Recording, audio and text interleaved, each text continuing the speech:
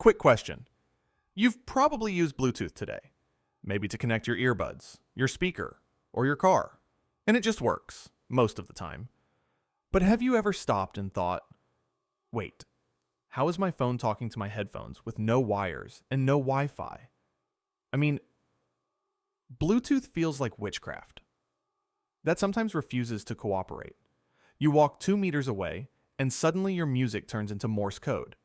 So let's uncover how this invisible tech actually works, and why it's both genius and kind of dumb at the same time. So, the name Bluetooth, it's not random. It's actually named after a 10th century Viking king, Harald Bluetooth Gormson, who united Denmark and Norway. And since Bluetooth connects different devices together, the engineers thought, yeah, that fits. The first Bluetooth chip was introduced in the late 1990s, when wireless meant that chunky remote with a bad signal.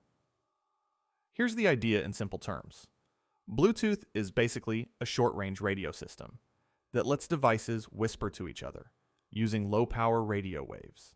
Instead of shouting like Wi-Fi, Bluetooth whispers at a frequency of 2.4 gigahertz, the same range your microwave uses. But don't worry, it won't cook your brain. Now, every Bluetooth device has a tiny transmitter and receiver.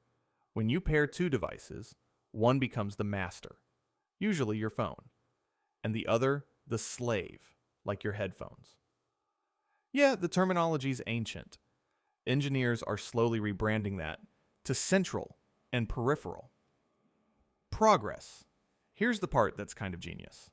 Bluetooth uses something called frequency hopping. Spread spectrum. That means instead of sending data on one radio frequency, it jumps around 1,600 times per second between 79 channels. It's like Bluetooth is playing a game of don't get caught. Hopping channels so fast that it avoids interference from Wi-Fi, microwaves, or your neighbor's 10 smart devices. When you play music, your phone chops the song into tiny data packets, like digital puzzle pieces, and beams them over those radio hops to your headphones. Your headphones catch them, reassemble them, and boom, you hear the song, and all that happens in milliseconds. You don't even notice, unless, of course, you walk into another room, and Bluetooth decides, nope, that's too far, goodbye forever. Bluetooth's main weakness? It's lazy, low power. It's built to save battery, not conquer distance. That's why it's great for earbuds, but terrible for streaming video across your house.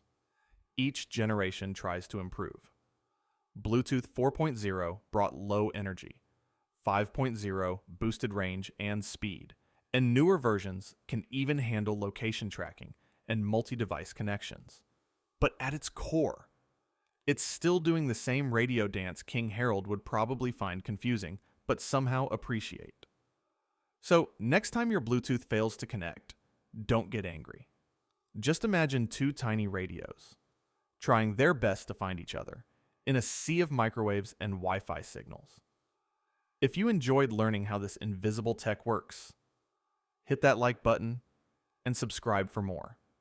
Because next time, we're diving into the mystery of airplane mode. And trust me, it's not just for flights. See you in the next one.